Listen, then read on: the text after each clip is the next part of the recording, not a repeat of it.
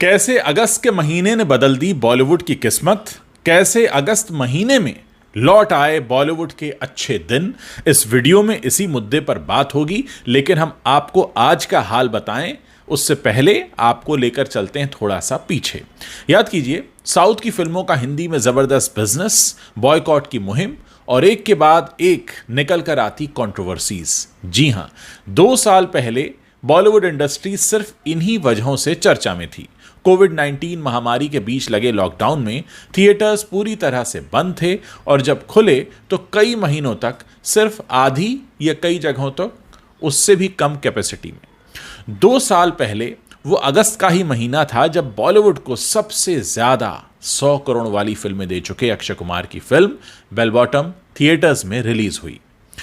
जूझते हुए film business को वापस पटरी पर लाने की चर्चाओं के बीच अक्षय कुमार की बेल बॉटम पहली बड़ी फिल्म थी जो थिएटर्स में रिलीज हुई थी। अधिकतर जगह आधी कैपेसिटी में और बाकी जगह पूरी तरह बंद पड़े थिएटर्स में फिल्म का वही हश्र हुआ जिसकी उम्मीद थी, यानी फिल्म पूरी तरह से फ्लॉप हो गई। अब बात करते हैं 2 साल बाद ये भी एक अगस्त का महीना आया और जो कि अब आज खत्म ही हो रहा है, और फिल्म प्रेमी जो हैं वो इस अगस्त का मैसेज एकदम साफ तौर पर देख पा रहे हैं, क्योंकि बॉलीवुड सिर्फ अपने बुरे दौर से उबर ही नहीं रहा बल्कि पहले से कहीं दमदार तरीके से वापसी कर रहा है। महीना अगस्त का है, साल का फर्क है। शाहरुख खान की कमबैक फिल्म पठान ने इसी साल जनवरी में बॉलीवुड के लिए खुशखबरी देने का सिलसिला शुरू किया और वो इस साल की ही नहीं बल्कि पिछले कुछ सालों की सबसे कमाऊ फिल्म बन गई।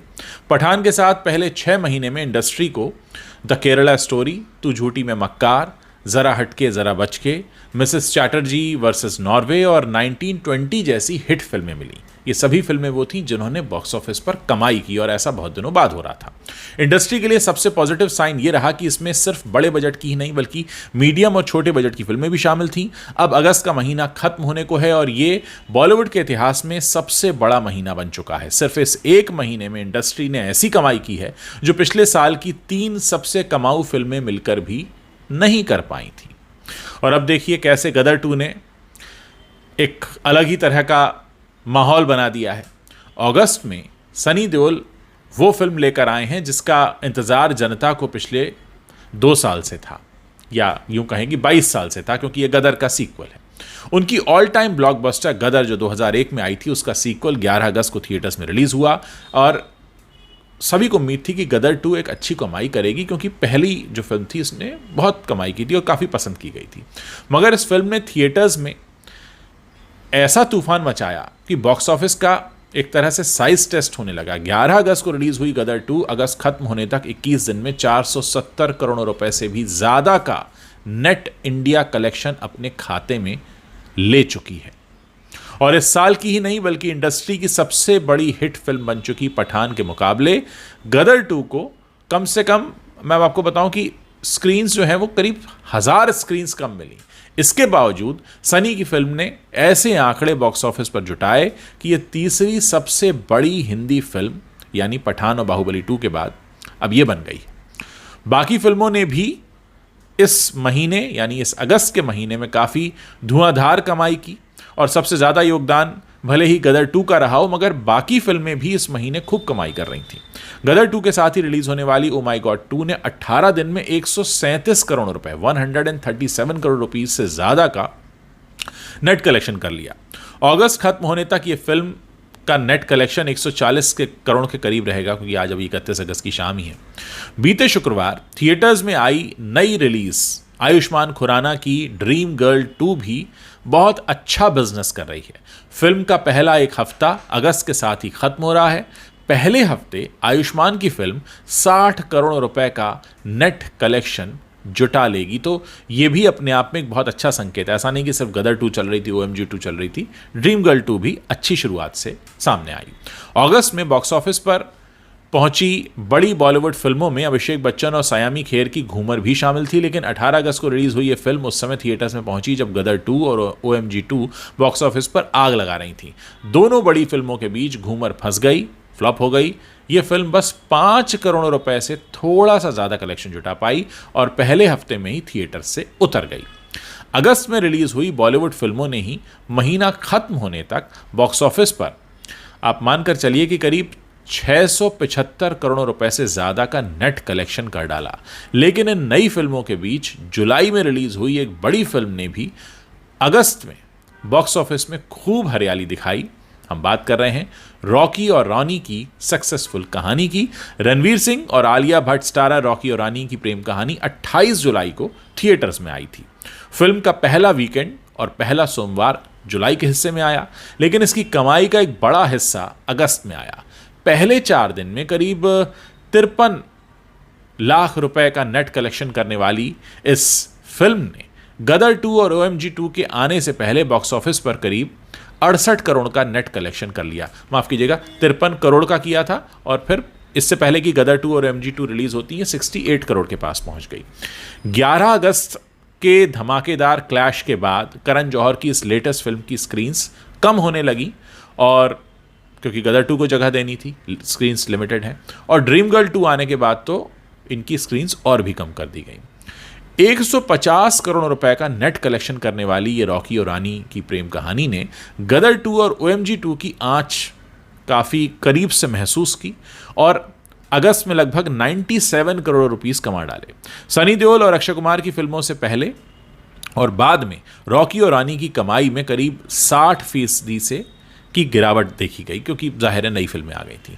ये सारे आंकड़े बताते हैं कि करण जौहर की रोमांटिक कॉमेडी को जनता से कितना प्यार मिला है। इसकी कमाई जोड़ने के बाद अगस्त में बॉलीवुड फिल्मों का जुटाया हुआ net box office collection 772 crore rupees से भी ज्यादा हो जाता है सिर्फ एक महीने की कमाई। अगस्त 2023 हिंदी फिल्मों के इतिहास में सबसे कमाऊ महीना साबित हुआ है। इस रिकॉर्ड की खासियत यह है कि 800 करोड़ रुपीस के बहुत करीब पहुंच चुके हिंदी फिल्मों के नेट कलेक्शन में सबसे बड़ा योगदान बॉलीवुड में बनी फिल्मों का है।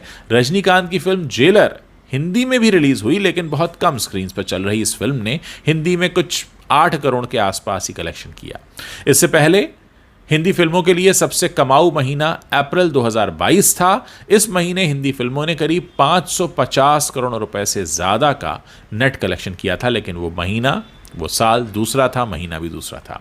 लेकिन इसमें सबसे ज्यादा योगदान उस वक्त KGF 2 और RRR के हिंदी वर्जन का था। इन दोनों फिल्मों ने ही हिंदी में लगभग 490 करोड़ रुपए से ज्यादा का कलेक्शन किया था।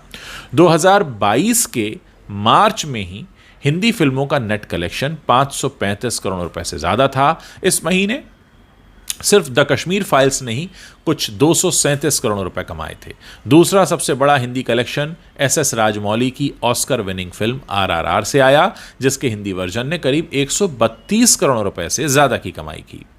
बात करें बच्चन पांडे, गंगूबाई काठियावाड़ी, झुंड और राधेश्याम की, तो इन चारों ने मिलकर इस महीने कुछ 166 करोड़ रुपए से ज्यादा का नेट कलेक्शन किया था, 166 करोड़ रुपीस का। हिंदी फिल्मों के लिए चौथा सबसे कमाऊ महीना बन गया अक्टूबर 2019, जो करीब 520 करोड़ रुपए से ज्यादा का नेट कलेक्शन हुआ, और इस बार भी कमाई बॉलीवुड फिल्मों की ही देन थी। उस वक्त ऋतिक रोशन की वॉर ने अकेले इस महीने में 315 करोड़ रुपए से ज्यादा का नेट कलेक्शन किया था।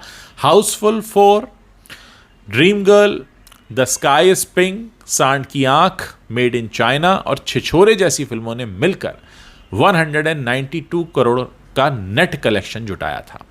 मई 2017 की अगर बात करें तो हिंदी फिल्मों का नेट कलेक्शन उस वक्त 495 करोड़ रुपीस से ज्यादा था। इस महीने में अकेले बाहुबली 2 के हिंदी वर्जन ने 370 करोड़ रुपए से ज्यादा कमाए थे, जबकि सरकार 3, मेरी प्यारी बिंदु, हाफ गर्लफ्रेंड और हिंदी मीडियम जैसी बॉलीवुड फिल्मों ने मिलकर 125 करोड़ रुपए कमाए थे। इतनी धांसू कमाई के साथ स्टार्स का कमबैक अगस्त जो महीना देखा, वो आप मानकर चलिए कि सिर्फ बॉलीवुड के लिए ही ऐतिहासिक कमाई लेकर नहीं आया है, बल्कि फ्लॉप फिल्मों के बाद भी कई स्टार्स की बॉक्स ऑफिस पर वापसी इसी महीने हुई। और इस महीने सबसे बड़ा कमबैक अगर हम कहेंगे किसी का, तो सनी देओल का रहा, जिनके ऊपर फ्लॉप का टैग लग चुका था। अब वो था हो गया अगस्त के बाद से।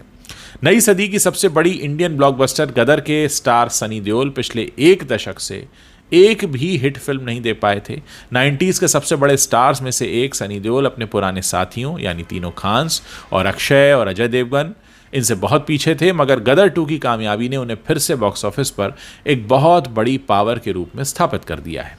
2019 में आई गली बॉय के बाद से रणवीर सिंह के खाते में 3 बड़ी फ्लॉप दर्ज थीं, लेकिन रॉकी और रॉनी की प्रेम कहानी ने उन्हें एक शानदार कमबैक दे दिया।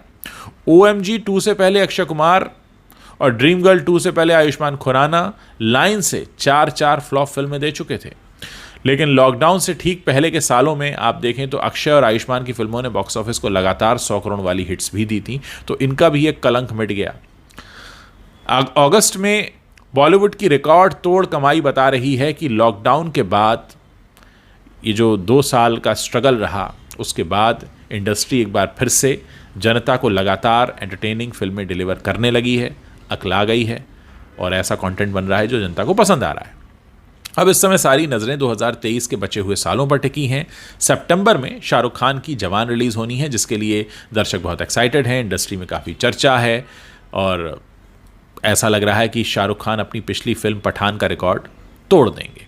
अक्टूबर की बात करें तो टाइगर श्रॉफ गणपत में पर्दाफाड़ एक्शन करते दिखेंगे और अगर फिल्म चल निकली तो ये भी तगड़ी कमाई कर सकती है, यानी अभी आगे उम्मीदें काफ़ी हैं। नवंबर की बात करें तो सलमान खान टाइगर 3 लेकर आ रहे हैं, जिसे अभी से कम 300 करोड़ रुपए कमाने वाली फिल्म माना जा रहा है। अब ये देखना दिलचस्प होगा कि क्या बॉलीवुड साल के बाकी बचे महीनों में इस शानदार अगस्त के महीने जैसा ही परफॉर्म करेगा, इसे टक्कर दे पाएगा, क्या होगा आगे बहुत कुछ बाकी है।